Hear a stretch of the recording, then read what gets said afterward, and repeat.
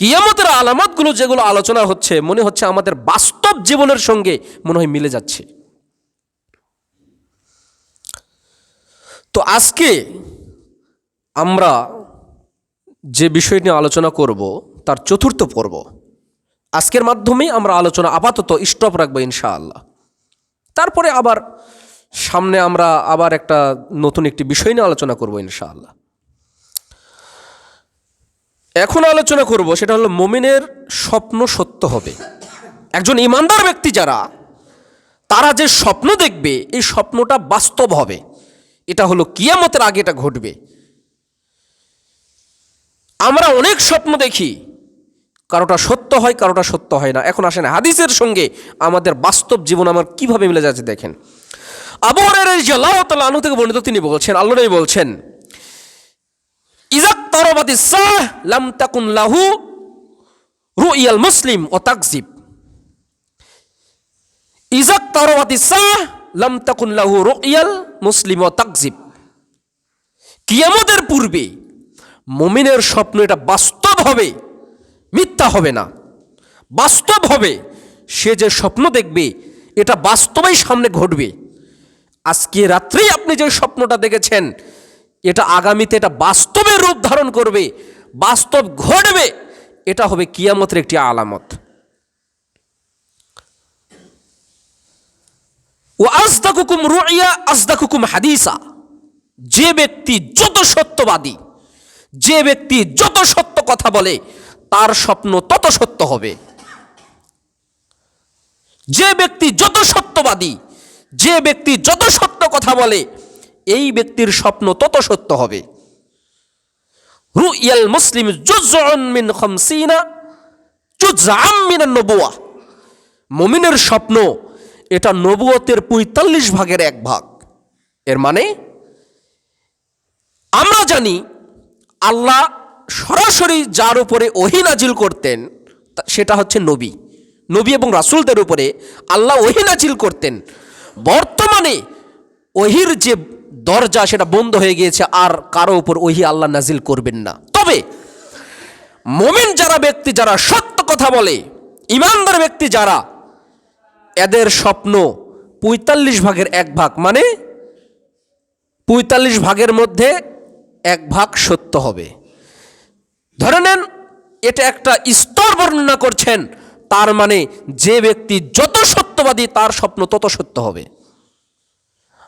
আপনার স্বপ্ন কেমন বাস্তবে পরিণত হয় সেটা আপনি নিজেই তার প্রমাণ, যে আমার স্বপ্নটা বাস্তব কয়টা হয় আর কয়টা হয় না, আমি কেমন স্বপ্ন দেখি আর কেমন স্বপ্ন দেখি না, বাস্তব কোনটা হয় আর কোনটা হয় না, আপনি নিজেই তার প্রমাণ।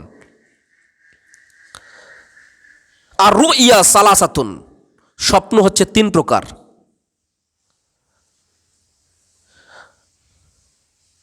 আর রুইয়া বুশরা মিনাল্লাহ, 1 নম্বর হচ্ছে সত্য স্বপ্ন যেটা আল্লাহর পক্ষ থেকে হবে, ওই যে ঈমানদার ব্যক্তি যারা। ওয়া রুইয়া তাযীনুন মিনাশ শাইতান, 2 নম্বর হচ্ছে শয়তানের পক্ষ থেকে স্বপ্ন দেখবে যেটা তার দুশ্চিন্তা বাড়িয়ে দিবে। মানে আজকে রাতে একটা স্বপ্ন দেখেছে, একটা কুস্বপ্ন, খারাপ স্বপ্ন, এটা শয়তানের পক্ষ থেকে। 3 নম্বর ওয়া রুইয়া মিম্মা ইউহাদ্দিসুল মারউ বিনাফসি, 3 নম্বর হচ্ছে যে সারা দিন সে যে কল্পনা করে সেই কল্পনাগুলো তার স্বপ্নের মাধ্যমে ঘটবে।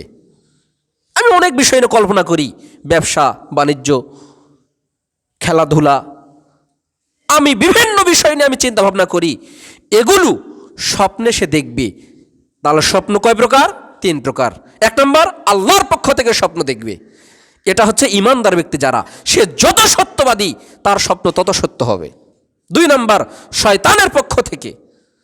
3 নম্বর সারাদিন সে যেটা কল্পনা করে, চিন্তা ভাবনা করে, এটা সে স্বপ্নে দেখবে। আল্লাহ নবী বলছেন, ফাইন রাআ আহাদুকুম মুনকারান ফালইয়াকুম ফালইউসাল্লি। যদি তোমাদের মধ্যে কোনো ব্যক্তি যদি খারাপ স্বপ্ন দেখে, ফালইয়াকুম, সেজন্য সাথে সাথে দাঁড়িয়ে যায়, ফালইউসাল্লি, সেজন্য 2 রাকাত নফল সালাত আদায় করে। ওয়ালা ইউহাদ্দিস বিহান নাস, সেজন্য কোনো মানুষকে এই স্বপ্নের কথা না বলে। আপনি যে স্বপ্নটা দেখেছেন এটা কাউকে বলবেন না, তবে আপনি বলতে পারেন। ভালো মানুষ যারা যারা আপনাকে সুপরামর্শ দিতে পারে, ভালো পরামর্শ দিতে পারে, খারাপ ব্যক্তি নয়, এরকম ব্যক্তিকে আপনি বলতে পারেন। যদি আপনি মনে করেন আমার স্ত্রীর মধ্যেও গ্রিবিলিটি আছে, তাহলে স্ত্রীকেও বলা যাবে না, কাউকেই বলতে পারবেন না, কাউকেই বলবেন না। ওয়ালা ইউহাদ্দিস বিহান নাস, কোনো মানুষকে আপনি বলবেন না। তবে সৎ মানুষ, ভালো মানুষ, কোনো কারণে যদি মনে করেন যে উনি একজন ভালো মানুষ, ওনাকে বলি দেখি এটা কেমন কি, আসলে এটা বিষয়টা কি। তবে স্বপ্ন সত্য হয় কাদের? ওয়াজদাকুকুম রুইয়া আজদাকুকুম হাদিসা, যে ব্যক্তি কথাই যত সত্যবাদী তার স্বপ্ন তত সত্যে পরিণত হবে। এখন আপনি নিজে নিজেকেই বলেন যে আপনি কত স্বপ্ন দেখেছেন আর কয়টা বাস্তব হয়েছে। তারপরে মানুষ সুন্নতি আমল সম্পর্কে গাফিল হয়ে যাবে। আবু হুরায়রা রাদিয়াল্লাহু তাআলা আনহু থেকে বর্ণিত, তিনি বলছেন, আল্লাহ নবী বলছেন, ইদা দাখালা আহাদুকুমুল মসজিদ ফালিউসাল্লি রাকাতাইন, যখনই তোমাদের কেউ মসজিদে প্রবেশ করবে তখনই তোমরা মসজিদে 2 রাকাত, ফালিয়াজলিস হাত্তা ইউসাল্লি সাল্লা রাকাতাইন, 2 রাকাত সালাত না পড়া পর্যন্ত সে যেন মসজিদে না বসে। তবে হাদিসের ভাষাটা দেখেন, কোন ব্যক্তি যদি মসজিদে প্রবেশ করে সে যেন 2 রাকাত সালাত না পড়ে যেন মসজিদে না বসে। কোনো কারণে মসজিদে এসেছেন, কার্পেট নিতে, ঝাড়ু নিতে, কোন একটা জিনিস নিতে, নিয়ে এসে চলে গেলেন, সমস্যা নেই, পড়তে হবে না। তখন আপনি তো বসেননি, বুঝতে পারেননি, হাদিসের ভাষাটা বুঝতে পারেননি। কোনো ব্যক্তি যদি মসজিদে প্রবেশ করে তাহলে সে যেন 2 রাকাত সালাত আদায় না করে যেন না বসে। আপনার বসার প্রয়োজন নেই, আসলেন চলে গেলেন, ঠিক আছে। কিন্তু যদি মনে করেন আমি মসজিদে বসবো বা কোনো বিষয়ে আলোচনা করব বা পরামর্শ করব বা আমার প্রয়োজন, তাহলে 2 রাকাত সালাত পড়ে আপনি বসে যাবেন। আল্লাহ নবী বলছেন কিয়ামতের পূর্বে, কিয়ামতের একটি অন্যতম আলামত হচ্ছে মানুষ মসজিদে প্রবেশ করবে কিন্তু 2 রাকাত সালাত আদায় করবেন না। কিয়ামতের একটি আলামত হচ্ছে মানুষ মসজিদে প্রবেশ করবে কিন্তু 2 রাকাত সালাত আদায় করবে না। এটা হচ্ছে কিয়ামতের একটি আলামত। এই যে জুমার দিন যতই ইমামের খুতবা চলুক, যতই লালবাতি জ্বালানো থাক, যতই খুতবা চলুক, আপনাকে 2 রাকাত সালাত পড়েই বসতে হবে। আল্লাহ নবী বলেছেন, এক সাহাবী মসজিদে বসে গেলেন, আল্লাহ নবী বললেন দাঁড়াও, 2 রাকাত সালাত পড়ো তারপরে বসো। সালাত আদায় আপনাকে 2 রাকাত করতেই হবে, যদি না করেন এটা হচ্ছে কিয়ামতের একটি আলামত। তার মানে মানুষ এটা করবে না, এটাকে খুব ভারী মনে করবে। তারপরে 33 নম্বর আলামত হচ্ছে যখন নতুন চাঁদ উদিত হবে, আগে যেভাবে উদিত হতো তার থেকে একটু বড় হবে, এটা হচ্ছে কিয়ামতের একটি আলামত। 34 নম্বর আলামত হচ্ছে মিথ্যা কথা বলার প্রচলন বৃদ্ধি পেয়ে যাবে। মানুষ মিথ্যা কথা বেশি বলবে, সত্য কথা খুব কম বলবে। মিথ্যা সাক্ষ্য দেওয়ার প্রচলন ঘটবে, এটা হচ্ছে 35 নম্বর আলামত। আব্দুল্লাহ ইবনে মাসউদ রাদিয়াল্লাহু তাআলা আনহু থেকে বর্ণিত, তিনি বলছেন, আল্লাহ নবী বলছেন, ইন্না বাইনা ইয়াদাই সাআ শাহাদাতাজ জুর ওয়া কিতমান শাহাদাতিল হক। কিয়ামতের একটি আলামতের মধ্যে অন্যতম আলামত হচ্ছে শাহাদাতাজ জুর, মানুষ মিথ্যা সাক্ষ্য দিবে। মিথ্যা সাক্ষ্য দেওয়া এটা হচ্ছে কিয়ামতের একটি অন্যতম আলামত। আমরা সবাই জানি ওই ব্যক্তি দোষ করেনি, ওই ব্যক্তি ভুল করেনি, ওই ব্যক্তি হত্যা করেনি, এ ব্যক্তি মারামারি করেনি, কিন্তু মানুষ মিথ্যা সাক্ষ্য দিয়ে বলবে হ্যাঁ সে মারামারি করেছে। একজন ব্যক্তি ছিল ঢাকায়, বাড়িতে মারামারি হয়েছে, ওই ঢাকাতে যে ছিল তার নামে কেস করে দিয়েছে, মিথ্যা সাক্ষ্য দিচ্ছে হ্যাঁ সে বাড়িতে ছিল, মিথ্যা সাক্ষ্য দিয়ে দিচ্ছে। ও ভাবে না যে এটা কিয়ামতের আলামত, তার কারণ ও তো বোঝে না, ও তো শরীয়ত বোঝে না। ওয়াকিতমান শাহাদাতিল হক, এবং সত্যকে গোপন করা হবে, মানুষ সত্যকে গোপন করবে, এটা হলো কিয়ামতের একটা অন্যতম আলামত। মানুষ ভাবে না যে একটা মানুষ, একটা অসহায় মানুষ, একটা দরিদ্র মানুষ, একটা মিসকিন মানুষ আমি তাকে কিভাবে ঠকিয়ে, কিভাবে মিথ্যা সাক্ষ্য দিয়ে আমি তাকে জেলখানায় হাজতে ভরে দিলাম। মানুষ ভাবে না যে এটা কিয়ামতের একটি আলামত। যদি ভাবতো তাহলে সে মিথ্যা সাক্ষ্য দিত না। অথচ ভাবা দরকার, অথচ ভাবা প্রয়োজন যে কিভাবে আমরা এটা মিথ্যা সাক্ষ্য দিয়ে দিলাম, কিভাবে আমরা 70 টাকা চাপা দিয়ে টাকার বিনিময়ে আর ক্ষমতার বিনিময়ে আর দাপট দেখিয়ে আমরা 70 টাকা গোপন করে আমরা মিথ্যা বানিয়ে চালিয়ে দিলাম, 70 টাকা গোপন করে দিলাম। আল্লাহ এরকম ব্যক্তিদের থেকে আল্লাহ সকলকে হেফাজত করুন, আল্লাহুম্মা আমিন। মহিলাদের সংখ্যা বৃদ্ধি পাবে এবং পুরুষদের সংখ্যা কমে যাবে, এটা হলো 36 নম্বর আলামত। আনাস ইবনে মালিক রাদিয়াল্লাহু তাআলা আনহু থেকে বর্ণিত, তিনি বলছেন, আল্লাহ নবী বলছেন, মিন আশরাতিস সাআহ আন তাকসুরান নিসা, কিয়ামতের একটি আলামতের মধ্যে অন্যতম আলামত হচ্ছে আন তাকসুরান নিসা, মহিলাদের সংখ্যা বৃদ্ধি পাবে, ওয়ায়াকিল্লা রাজুল, এবং পুরুষের সংখ্যা কমে যাবে। মহিলাদের সংখ্যা বেশি হবে এবং পুরুষদের সংখ্যা কমে যাবে, এটা হলো কিয়ামতের একটি আলামত। হাত্তা ইয়াকুন লি 50 ইমরাতিল কাইয়ুল ওয়াহিদ, একজন পুরুষ 50 জন মহিলার দায়িত্বশীল হবে, এটা হবে কিয়ামতের একটি আলামত। যেই সুশীল সমাজ যারা বলে যে 4টে বিবাহ করা এটা নারীদের উপরে একটা জুলুম, নারীদের উপরে একটা অবিচার, তারা ভাবে না যে কিয়ামতের একটি আলামতের মধ্যে অন্যতম আলামত হচ্ছে মহিলাদের সংখ্যা বৃদ্ধি পাবে। আপনি বলেন, আপনি আজকে দেখেন যে এই এলাকাতে পুরুষ ভোটার কয়জন আর মহিলা ভোটার কয়জন, তো পুরুষ ভোটার যে কম হলো, মহিলা ভোটার যে বৃদ্ধি পেল, তো বাকি মহিলাদের বিবাহ হবে কার সাথে? পুরুষ মানে যুদ্ধের ময়দানে যায়, যুদ্ধ করে শহীদ হয়, নারীরা বাড়িতে থাকে, তারা শহীদ হয় না। তো এই যে যারা বাড়িতে থাকলো, যাদের স্বামীরা শহীদ হয়ে গেল, হাজার হাজার নারীদের স্বামী শহীদ হয়ে গেল, তাদের বিবাহ হবে কার সাথে? এটা কি অবিচার? আল্লাহ নবী যে মহিলাদেরকে বিবাহ করেছিলেন, যে নারীদেরকে বিবাহ করেছিলেন, একমাত্র কুমারী স্ত্রী ছিলেন আয়েশা রাদিয়াল্লাহু তাআলা আনহা, আর বাকি 10 জন স্ত্রী ছিলেন সবাই বিবাহিত। আল্লাহ নবী কি তাদের অবিচার করেছেন? একজন আল্লাহ নবীর একজন স্ত্রী এসে বলছেন, আল্লাহ নবী আমার জন্য একটু দোয়া করেন, আমি যেন একটা, আল্লাহ যেন আমাকে ভালো করেন, একটা ভালো যেন স্বামী পাই। তো বলছেন, আমি তোমার জন্য দোয়া করলাম, তোমার যে স্বামী রয়েছে তুমি তার থেকেও যেন ভালো স্বামী তুমি পাও।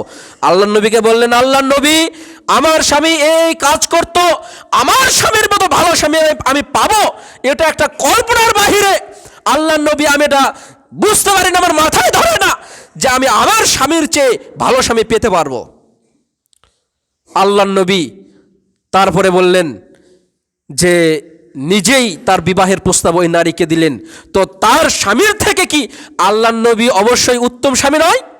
অবশ্যই উত্তম স্বামী। আল্লাহ নবী যেই নারীদেরকে বিবাহ করেছেন সবাই ছিলেন বিবাহিত। তো এই যে যেই মহিলাদেরকে আল্লাহ নবী বিবাহ করলেন, তো এই যে যাদের স্বামী শহীদ হয়ে গিয়েছে, মৃত্যুবরণ করেছে, আল্লাহ নবী কি তাদের উপর অবিচার করেছেন? আল্লাহ নবী কি অবিচারকারী স্বামী ছিলেন? মানুষ বুঝে না শরীয়ত, এজন্য কথা বলে। আমাদের দেশে যুদ্ধ হয় না বিধায় আমরা জানি না, যদি যুদ্ধ হতো তাহলে আমরা বুঝতে পেতাম। যে আপনারা মহিলারা যুদ্ধ করতে চায়, পুরুষেরা যায়, তো পুরুষেরা যদি যুদ্ধ করতে যায় তাহলে নারীদেরকে আর বিবাহ কে করবে? তার তো মানুষের একটা ভোগের সামগ্রী হয়ে যাবে, একটা পতিতা বেশ্যার মতো মহিলা হয়ে যাবে, রাস্তাঘাটে ঘোরাফেরা করবে, আমি টাকার বিনিময়ে আমি আমার দেহটাকে বিলিয়ে দিব। তারা দেহটাকে বিলিয়ে দেয়, তারা হচ্ছে ভালো মহিলা। আর হালাল পন্থায় কবুল করে বিবাহ করা, এটা নাকি তাদের উপর অবিচার।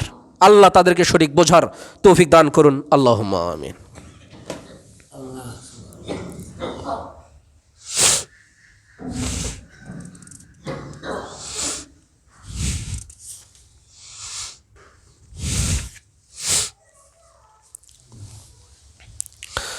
আলহামদুলিল্লাহ ওয়াহদা ওয়াসসালাতু ওয়াসসালামু আলা মান লা নাবিয়্যা বা'দা, আম্মা বা'দ। 37 নম্বর আলামত হচ্ছে হঠাৎ মৃত্যুবরণকারীর সংখ্যা বৃদ্ধি পাবে।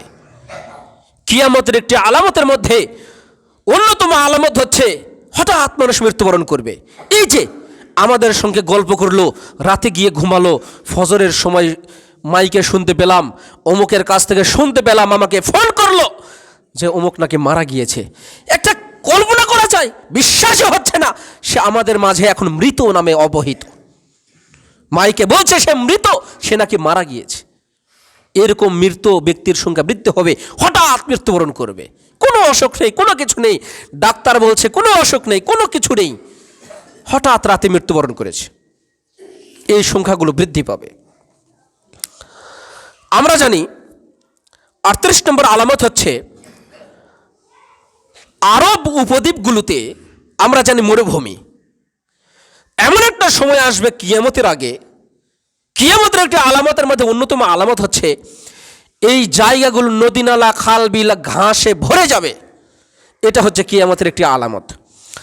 আবু হুরায়রা রাদিয়াল্লাহু তাআলা আনহু বর্ণিত, তিনি বলছেন, আল্লাহ নবী বলছেন, লা তাকুমুস সাআহ হাত্তা তাউদা আরদুল আরবি মুরুজান ওয়া আনহারা। আল্লাহ নবী বলছেন, লা তাকুমুস সাআহ, কিয়ামত ততদিন পর্যন্ত হবে না যতদিন পর্যন্ত আরব উপদ্বীপ ঘাসে এবং নদী নালায় ভরে না যাবে। তার মানে আরব দেশগুলোতে যদি আপনি যান, মাইলের পর মাইল, হাজার হাজার মাইল, দেশের পর দেশ, দেখেন সৌদি আরব, সৌদি আরব গিয়ে দেখেন হয়তো বসবাস করে 10 ভাগের 1 ভাগ এলাকাতে মানুষ, আর 9 ভাগ পড়ে আছে মরুভূমি, বালু। আপনি যদি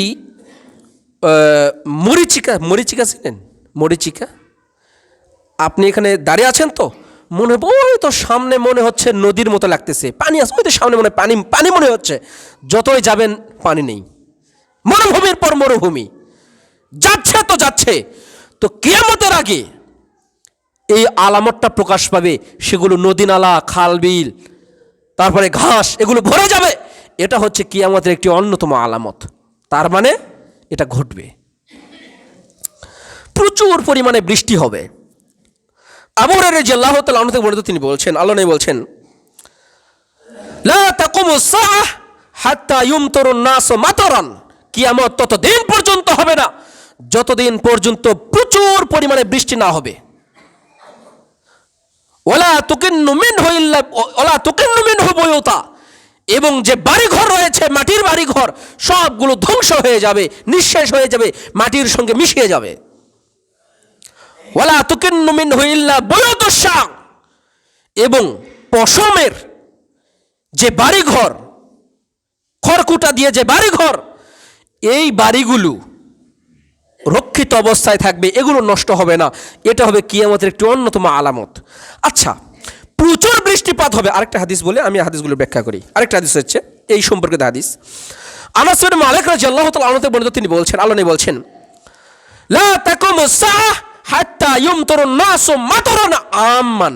এখানে এই হাদিসটাতে আম্মান শব্দটা বৃদ্ধি পেয়েছে। আম্মান মানে ব্যাপক পরিমাণে বৃষ্টি হবে, অনেক বহুত প্রচুর পরিমাণে বৃষ্টি হবে। এটা হবে কিয়ামতের একটি অন্যতম আলামত। ওয়ালা তুমবিতুল আরদু শাইআ, বৃষ্টি হবে তবে কোনো লতা পাতা উদ্ভিদ গাছ কোনো কিছু জন্মাবে না। এখন আসেন এই হাদিসটার সঙ্গে আমি একটা উদাহরণ দেই। আমার স্মরণ হচ্ছে না, কোনো একটা বছর আলুর সময় বৃষ্টি হয়েছিল, আলুর দাম আমরা ভালো পেয়েছিলাম। এখন কি গত বছর কি তার আগের বছর বিভিন্ন এলাকাতে বৃষ্টি হয়েছিল। এই বৃষ্টি হওয়ার কারণে সব আলু শেষ। আমাদের এলাকার আলুগুলো একটু উঁচু জায়গা, পানিগুলো নেমে যাওয়ার পরে আলুগুলোর দাম আমরা ভালো পেয়েছিলাম। কোন বছর? 24 সালে না 23 সালে, স্মরণ নেই আমার।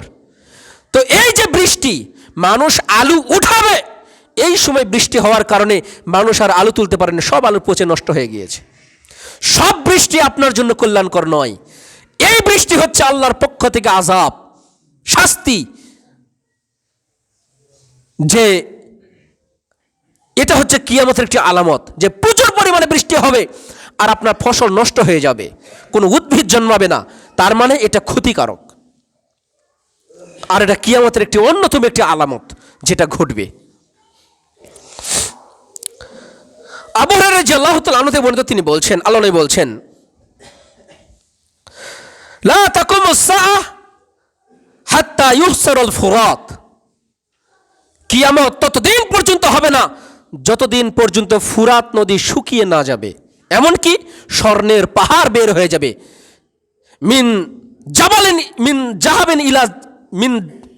জাবালিন ইলা যাহাবিন, এমনকি স্বর্ণের পাহাড় যতদিন পর্যন্ত বের না হবে ততদিন পর্যন্ত কিয়ামত হবে না। ইয়াক্তাতিলুন নাস আলাইহি, মানুষ যুদ্ধে লিপ্ত হবে। ফায়ুক্তালু মিন কুল্লি মিয়াতিন তিসআতুন ওয়া তিসউনা রাজুলান, এমনকি 100 জনের মধ্যে 99 জনই মারা যাবে।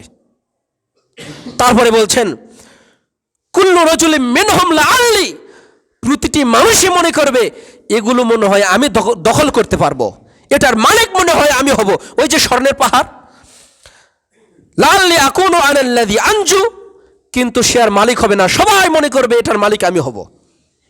ফুরাত নদী শুকিয়ে যাবে, স্বর্ণের পাহাড় বের হবে। মানুষ ওটা পাওয়ার জন্য, ওটার দখল করার জন্য মানুষ যুদ্ধে লিপ্ত হবে। সবাই মনে করবে এটা আমি মালিক হব, এটা আমি দখল করব, কিন্তু 100 জনের মধ্যে 99 জনই মারা যাবে, তখন তারা যুদ্ধে লিপ্ত হয়েছে। তারপরে হাদিসে আসেন আবু হুরায়রা রাদিয়াল্লাহু তাআলা আনহু বর্ণিত, তিনি বলছেন, আল্লাহ নবী বলছেন ইউশিকুল ফুরাতু ইয়াসিরু আন কানজিন মিন জাহাবিন, আল্লাহ নবী বলছেন ফুরাত নদী শুকিয়ে যাবে, এমনকি ফুরাত নদী থেকে ধনভাণ্ডার বের হবে। ধনভাণ্ডার মানে ওই যে স্বর্ণের ধনভাণ্ডার। ফামান হালারাহু, তোমাদের মধ্যে যদি কেউ সেখানে উপস্থিত হও, ফালা ইয়াখুজ মিনহু শাইআ, সেখান থেকে তোমরা কোনো কিছু পাওয়ার আশা করিও না। কেন? ওই যে আগের হাদিসে মানুষ যুদ্ধে লিপ্ত হবে, কেউ দখল করতে পারবে না, সবাই শুধু মানুষকে মারামারি করবে, কাটাকাটি করবে। এটা হবে কিয়ামতের একটি আলামত। লোভ, এটা মরার আগ পর্যন্ত থাকবে, মৃত্যুর আগ পর্যন্ত থাকবে। এই লোভ কোনোদিন মানুষের মিটবে না। আর একটা হাদিস বলি, আমি আলোচনা শেষ করে দেবো ইনশাআল্লাহ। আবু হুরায়রা রাদিয়াল্লাহু তাআলা আনহু বর্ণিত, তিনি বলছেন, আল্লাহ নবী বলছেন লা তাকুমুস সাআহ হাত্তা ইয়ামুর রাজুল বিকবরির রাজুল, কিয়ামত ততদিন পর্যন্ত হবে না যেদিন মানুষ এই কথা না বলবে। সেটা কি? যে কোনো কবরের পাশ দিয়ে অতিক্রম করার সময় সে বলবে ইয়া লাইতানি, হায় আফসোস, আমি যদি এই কবরের অধিবাসী হইতাম তাহলে আমি মনে হয় খুব সুখে থাকতাম। এই দুনিয়ার ফিতনা ফাসাদ, এর থেকে আমি যদি এই কবরবাসী হতাম তাহলেই মনে হয় ভালো হতো। এই কথা না বলা পর্যন্ত কিয়ামত হবে না। মানুষ দুনিয়াতে আজকে আছে, আজকে বলবে না, কিন্তু 2 দিন পরে বলবে। যে কবরের পাশ দিয়ে যাওয়ার সময় সে বলবে এই দুনিয়ার ফিতনা ফাসাদ, এর থেকে আমার মৃত্যুই ভালো।